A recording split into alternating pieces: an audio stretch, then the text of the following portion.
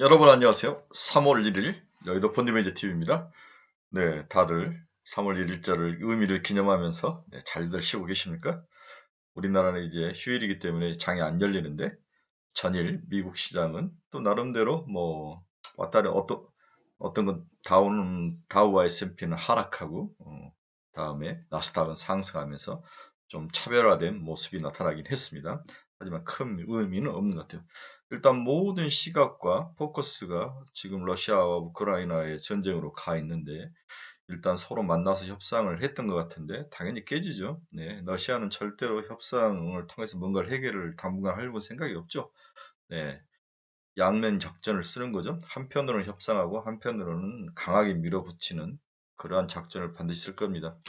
반대로 이제 우크라이나는 생각보다도 강한 저항을 하면서 이제 서구의 도움을 받아가면서 나름대로 잘 버티고 있는데 얼마나 이게 잘 버틸 수 있을지 이게 굉장히 중요한 것 같아요.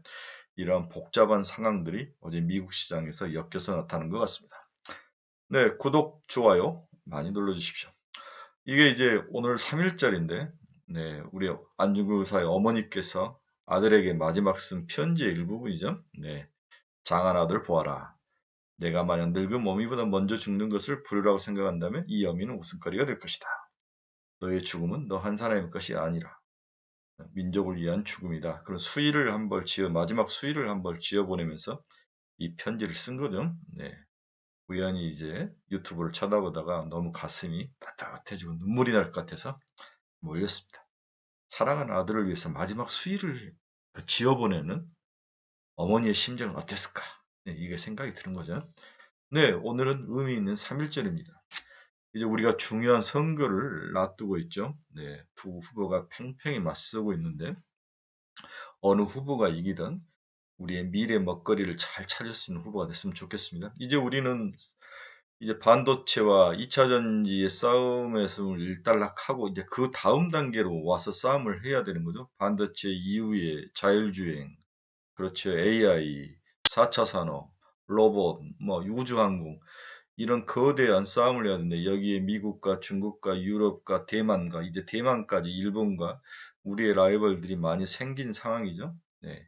미래 먹거리를 만들 수 있는 그 초석을 잘 다질 수 있는 좋은 후보가 당선됐으면 좋겠습니다. 자, 시장, 어제 미국 시장 보고 제가 오늘 내린 결론을 한번 간단히 말씀드리겠습니다. 전쟁이 장기화로 갈 가능성에 대비를 좀 할 필요가 있다. 그렇죠? 생각보다도 장기화로 될 가능성이 있네요. 네, 일단 우크라이나 저항이 굉장히 심하고 또 러시아가 주춤하는 상황이 있는 것 같은데 전혀 예상치 못하고 빨리 와서 점령을 하려고 했던 것 같은데 일단은 1차 목표는 실패를 한 것 같습니다. 우크라이나 국민의 화이팅을 정말 21세기에 이런 총으로 전쟁한다는 게 참 이해가 되지는 않습니다. 그렇죠? 네. 빨리 좋은 협상이 일어나고 그리고 평화가 왔으면 좋겠다는 생각이 듭니다. 그 시장은 매우 좁은 박스권이 전망된다. 그렇죠? 그렇다고 올라갈 수도 하락할 수도 없는 그러한 좁은 박스권이 이 시장 예상이 됩니다. 이렇게 좁은 박스권이 나올 때보다 돈은 스마트 머니는 일부 시장에서 한머니를 쫓아다니는 스마트 머니는 어디 갈 데를 찾다가 이제 막상 시장에 그 감성적으로 돈이 될 만한 쪽으로 막 몰렸다가 우리 개인들이 들어오면 치고 나가고 이런 것들이 굉장히 심화될 것 같아요. 조선, 기계, 방산, 우주, 리오픈주 등 극단적인 개별 종목 장세, 그렇죠? 개별 종목 장세. 이게 전개될 것 같은데 우리 주린이들이 제일 약한 게 이 개별 종목 장세 아닙니까? 네, 우리 뭐 매니저들, 펀드 매니저들도 이 부분이 정말 힘들죠. 네, 저희도 못 맞춥니다. 네, 이러한 극단적인 개별 종목 장세에 어떻게 대응하느냐가 3월에 승패의 모든 것을 쥐고 있지 않을까 그런 생각이 듭니다. 그래서 정신을 똑바로 차리고 단타로 들어가더라도 15에서 20%만 먹고 바로 나오고 그렇죠? 그 다음에 나는 뭔가 이 단타에 자신이 없다고 생각하시는 분들은 리오픈주 그렇죠? 그 다음에 뭐 일부 뭐 소비재주 뭐 이런 것들 자기들이 시장이 좋을 까 한 서너 개 정도를 딱 하고 순환매로 돌아올 때까지 웅크리고 앉는 방법밖에 없는 거죠. 굉장히 어려운 시장이 전개될 것으로 예상을 하고 있습니다. 전일 미국 지수 추이를 보면 네, 다우는 0.49% 하락을 했고요. 나스닥은 0.41% 상승을 했습니다. S&P는 0.24% 네, 하락을 했고 아침에 열린 아시아 시장은 니케이는 상승 크게 했네요. 1.75, 항생도 0.47%. 그렇죠? 상해 0.41%, 항생도 플러스로 지금 돌아서면서 장을 시작하고 있는 것 같습니다. 전일 끝난 유럽 시장은 다 하락을 했네요. 영국도 0.42, 프랑스 1.39, 독일 0.73. 하락폭은 많이 줄었지만 가볍게 하락을 하면서 마감된 그런 모습으로 장이 마감이 됐습니다. 전일 미국 증시를 보면 뉴욕 증시는 러시아에 대한 미국 등 서방 제재가 강화된 가운데 혼조세로 마감을 했죠. 나스닥만 오르고 혼조세로 마감을 했습니다. 이후 한 달간 3대 지수 모두 3% 이상 하락을 했죠. 동시에 2달 연속 하락 마감하며 초약세 장세를 보이면서 전형적인 약세 장세 모습을 2달 내내 보인 거죠. 네. 러시아에 대한 서방 제재가 강화되면서 시장은 그에 따른 경제적 여파를 주목을 하고 있습니다.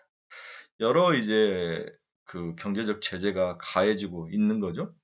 그래서 이 스위프트를 굉장히 건들지 않을 거로 생각을 했는데 이 스위프트 이것을 결제망에서 배제를 시키면서 러시아를 경제적으로 좀 몰아가는 좀 구석으로 몰아가는 그러한 모습을 보이고 있습니다.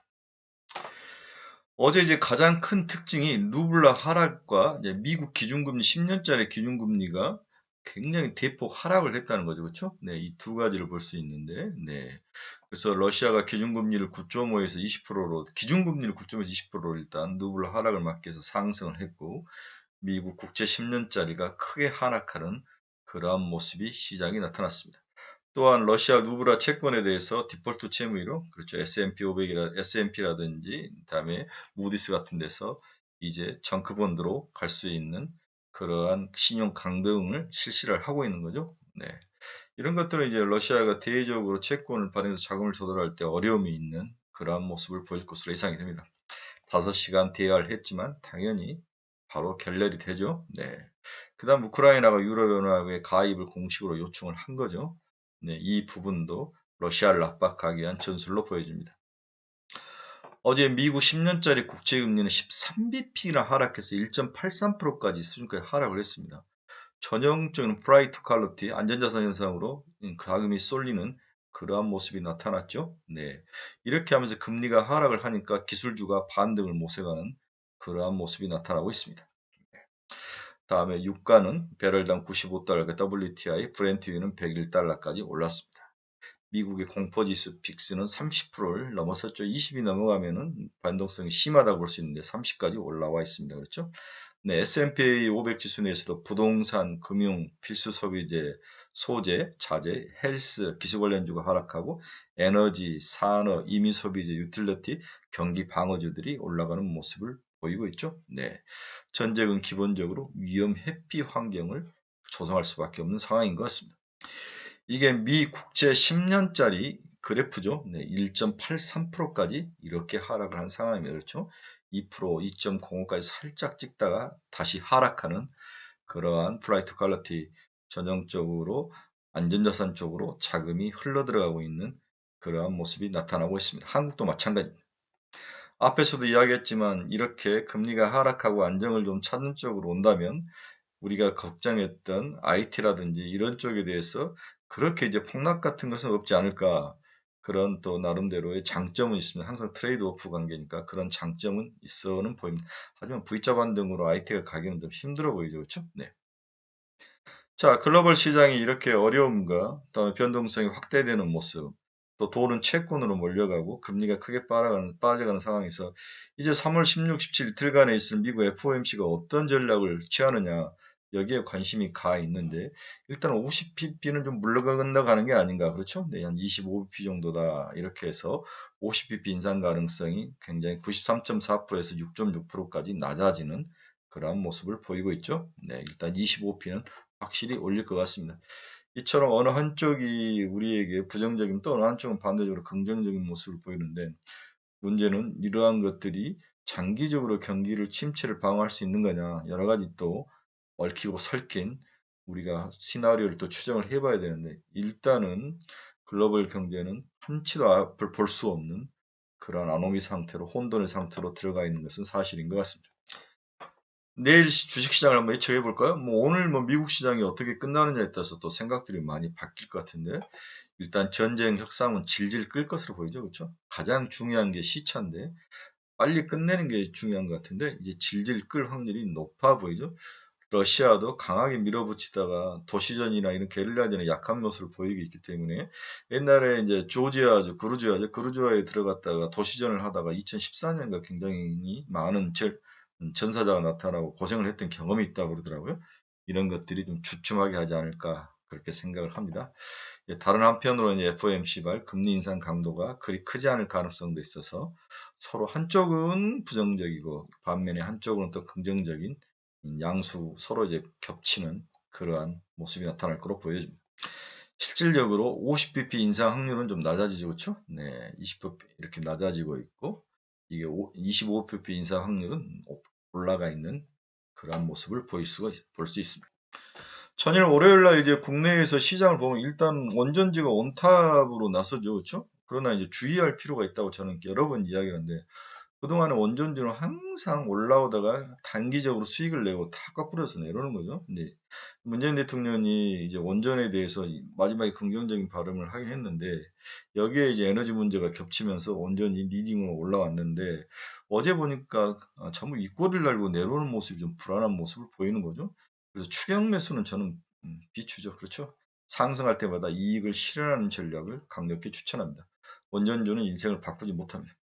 그래서 보선, 파워텍, 일진파워, 한신기계, 우진, 두산중공업, 한전산업, 한전기술, 에너터코, 오르비텍, BHI 이런 원전주들이 상승을 이끌었는데 갈수록 이제 윗꼬리를 달고 내려올 확률이 있기 때문에 추격하는데 주의할 필요는 있다.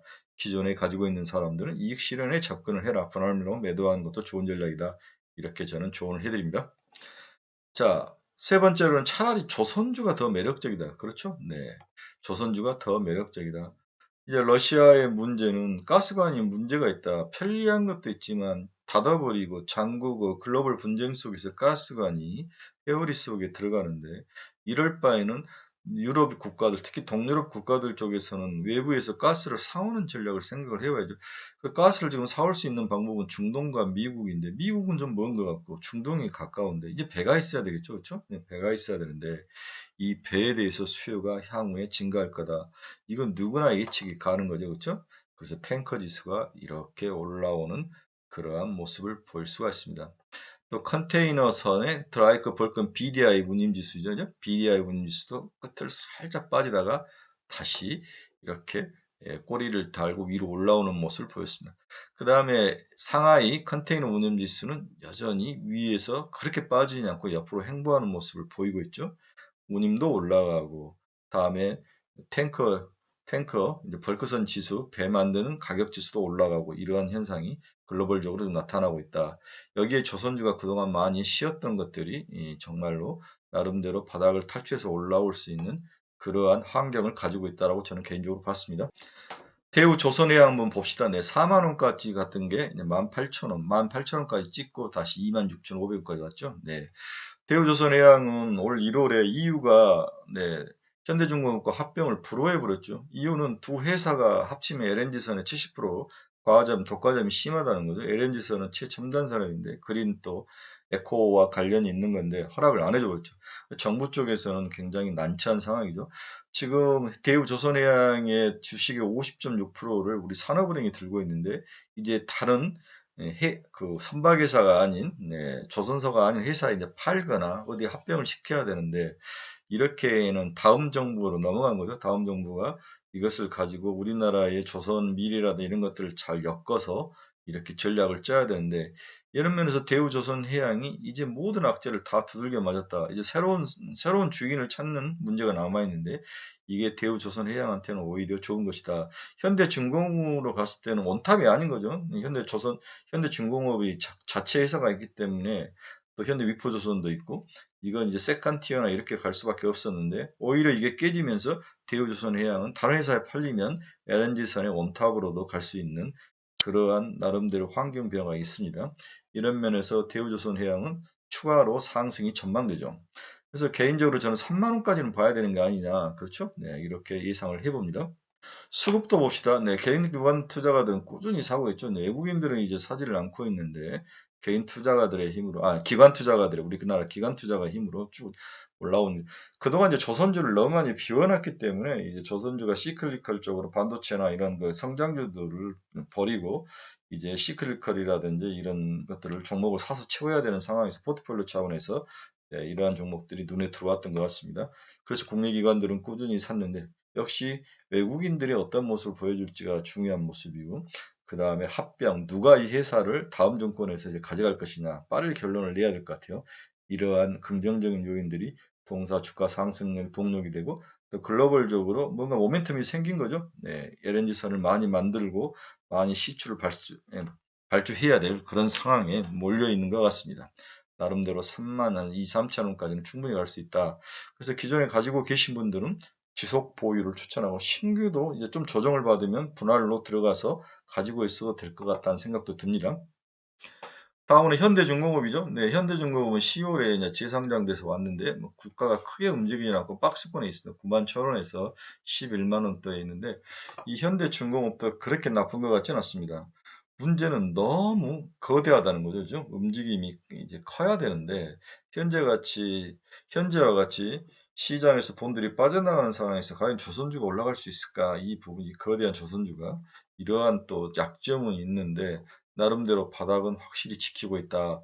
어느 정도 이제 시장에서 바닥을 치고 올라오는데 좀 덜 올라오는 것 같아요. 네, 전고점 11만 9천 원대까지는 한번 갈 수 있지 않겠나. 긍정적으로 봐야 될 것 같습니다. 수급 측면에서도 국내 기관 투자가들이 꾸준히 사죠. 거기다 외국인까지 사는 양수 겸장의 모습을 보이는데 이제 세계 이제 글로벌 LNG선의 탑 1이죠. 네, 1이기 때문에 이제 글로벌적으로도 포트폴리오들이 많이 비워놨던 상황들을 성장주들을 많이 덜어내고 시클리컬, 조선주나 이런 것들, 화학 이런 종목들 좀 채우는 것 같은데 이런 면에서 현대중공업과 대우조선해양은 나름대로 의미가 있는 종목들이다 이렇게 보여집니다. 다음은 이제 현대 미포조선이죠. 미포조선은 LNG선이나 이런 것들을 하지 않습니다. 미포조선은 석유화학 제품이라든지 이제 특수 어떤 제품들 하는 것을 움직이는 건데, 그렇죠?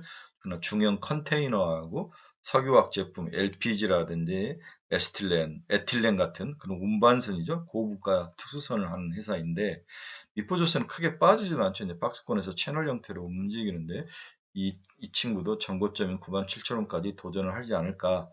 그렇게 예상을 해봅니다.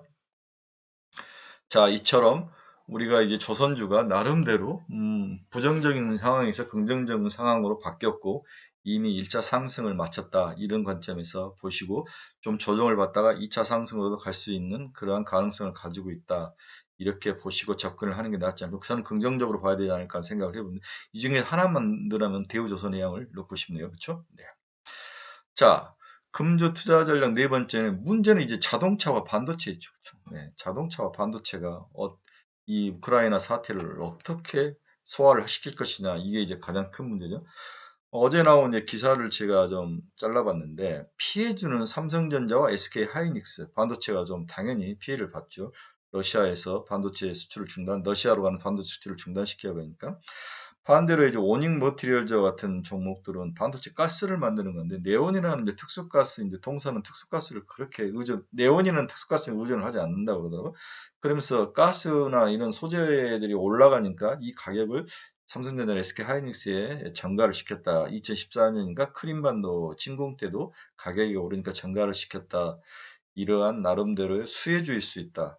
즉 네온이라는 우크라이나에서 많이 나는 가스를 취급한 포지션이 있었고 기타 가스를 취급하는데 기타 가스도 가격이 오르면서 이 가격을 반도체 회사들에게 전가를 시킬 수 있는 그러한 나름대로 완전한 의리 아니고 동등한 값의 위치에 있을 수 있는 기업이다. 이렇게 보면서 수혜주로 보고 있습니다. 반대로 삼성중공업 같은 회사들은 해운 쪽에서는 이제 좀 피해주로 보는 것 같아요.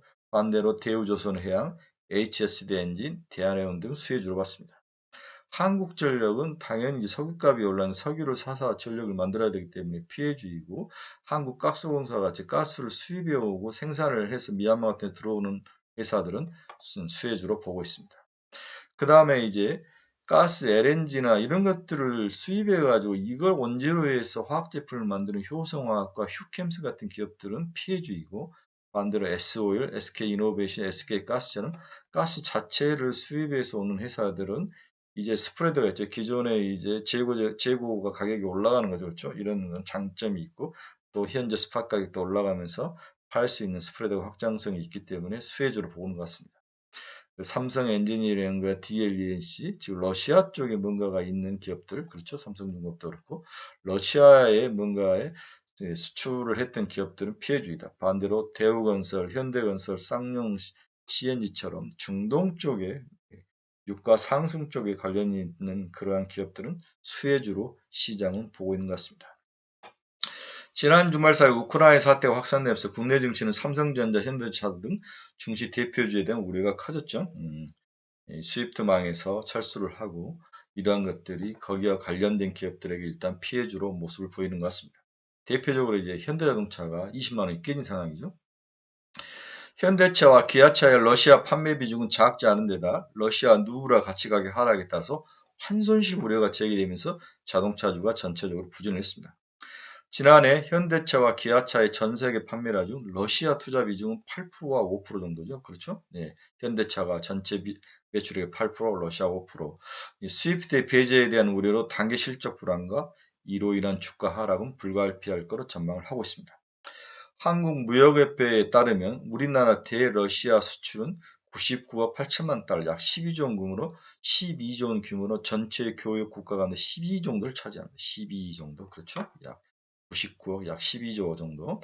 우리나라 전체 수출액의 약 1.5% 정도의 수준이라고 그렇게 러시아가 알려져 있습니다. 글로벌 국가 중에서 러시아와 가장 무역을 많이 하는 건 벨라루스, 자기 위성국, 카자흐스탄, 우즈베키스탄, 네덜란드, 터키, 폴란드, 한국도 여기에 좀 끼네요. 그렇죠? 네, 독일이 의외로 러시아에 그렇게 많이 의존하지 않네요. 이탈리아, 영국 이런 식으로. 그렇죠? 스위프트에서 러시아가 제외하면서 자동차 부품, 화장품, 합성수지 등 주요 품목 수출 감소가 우려되는 것은 당연한 이치죠. 그렇죠? 금융투자업계에 따르면 우크라이나 사태가 장기화되고 반도체와 자동차를 비롯한 상당수의 업종이 타격이 불가피할 것이다. 반면 조선, 해운, 정유, 화학건설 등 일부 업종은 수혜가 예상되는 종목도 존재한다. 이렇게 예상을 시장에서 하고 있습니다. 그래서 조선 해운주 중에서 LNG 건조는 세계 1인 조선에 대한 수혜주가 가장 이제 예상이 되고 LNG 프로젝트가 예상돼서 공동 조선소 설계 계약을 얼마 전에 맺었죠. 삼성중공업이 피해를 입을 것으로 시장은 그렇게 볼 수 있습니다. 이러면 롱숏 플레이들은 대우조선해양을 롱을 하고 사고 다음에 삼성중공업을 숏을 때리는 그러한 플레이가 시장에 나올 확률이 굉장히 높아 보이죠. 네. 정유 화학주 중 러시아산 온유 공급에 차질이 발생할 수 있어 S오일 등의 수혜가 예상되는 건데 반면 가스를 원재료 사용화해서 사용하는 효성화학이나 휴캠스 같은 기업들은 피해가 있을 수 있다. 이렇게 또 시각이 나눠질 것으로 예상이 되고 있습니다. 마지막으로 결론 한번 봅시다.